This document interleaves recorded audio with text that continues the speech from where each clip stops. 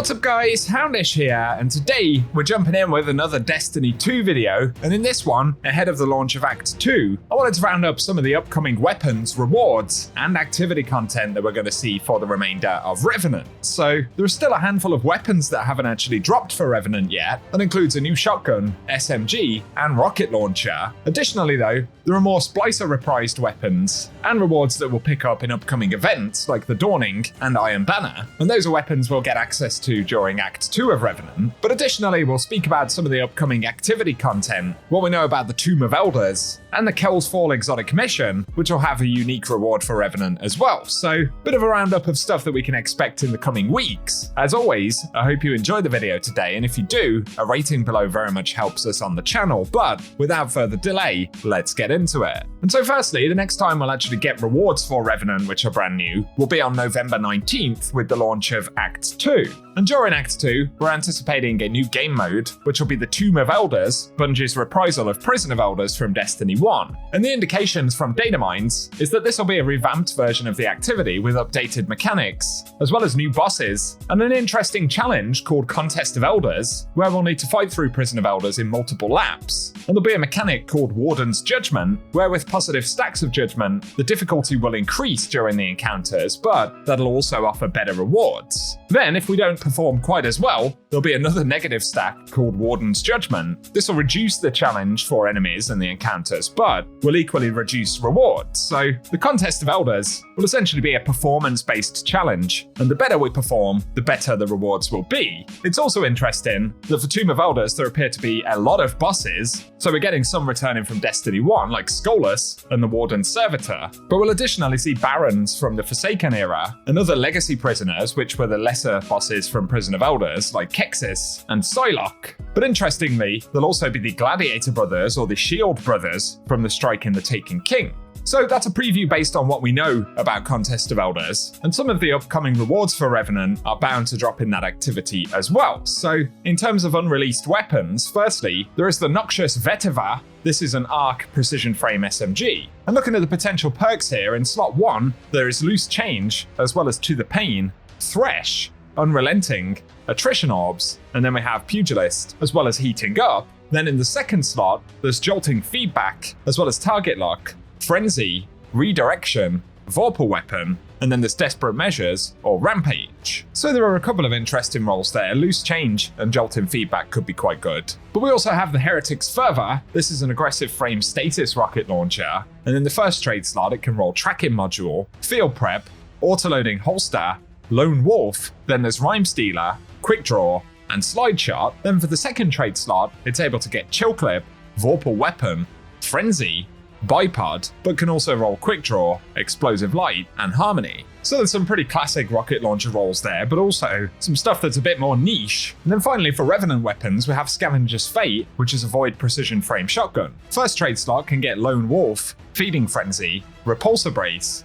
Discord, plus there's Perpetual Motion, Slide Shot, and Jewel Loader. Then the second slot can roll Destabilizing Rounds, plus there's Closing Time, Desperate Measures, Harmony, Vorpal Weapon, Surrounded, and Frenzy.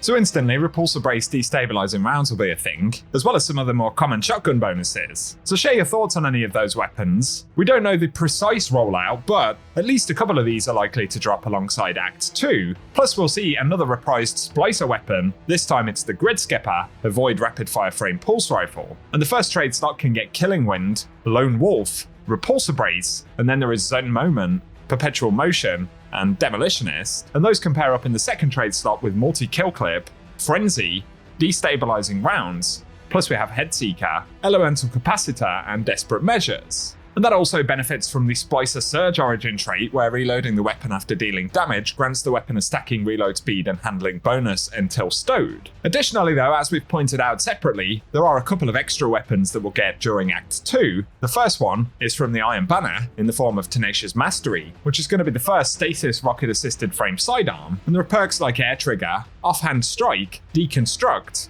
Enlightened Action, as well as Impulse Amplifier, Loose Change, and Reverberation, which can pair up in the second slot with Adagio, Bait and Switch, Chill Clip, Deconstruct, Desperate Measures, Frenzy, One for All, and Surrounded.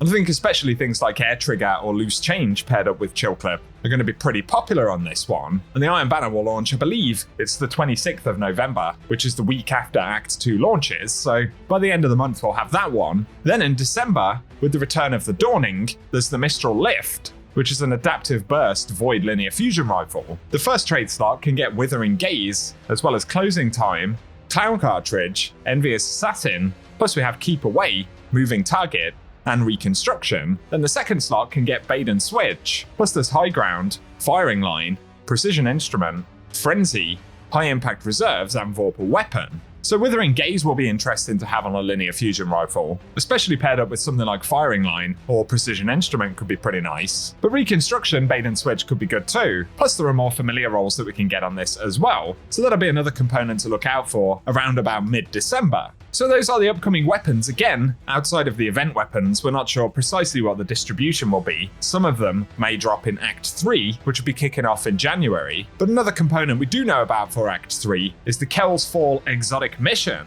This was teased via the tonic menu in Revenant. Plus Bungie have shown off an exotic weapon that we can see here, which is the Slayer's Fang Shotgun. And for the exotic bonuses on this weapon, there is Nightsworn Sight, where dealing final blows to targets grants Nightsworn Sight, and during that time, final blows grant True Sight, ammo slowly reloads from reserves, and submunitions weaken targets. Plus we have Heart Piercer, where rounds from the weapon shatter into submunitions on impact, which is strong against Overload champions. So quite a unique weapon potentially. Also, could be a bit of a trolley weapon inside of PvP and things like that. So I'm curious to learn more about it and actually get to try it out in the game. The only other component rewards-wise that we know about, of course, will be the additional ranks that unlock for Act 2 and 3. So in Act 2, we'll be able to go from rank 100 to 150 on the Season Pass. Then in Act 3, we'll be able to go all the way up to rank 200. And there are a couple of unique drops like cosmetics, armor ornaments, and currencies like alloys and Ascendant Shards. So that stuff will work pretty much as expected. And so there we go for a preview of the upcoming rewards for episode Revenant. I hope you found the video interesting, and if you have, a rating down below very much helps us on the channel. Also be sure to get subscribed so I can keep you posted with more Destiny content. Otherwise though, I appreciate you tuning in, and I hope you guys have an awesome day.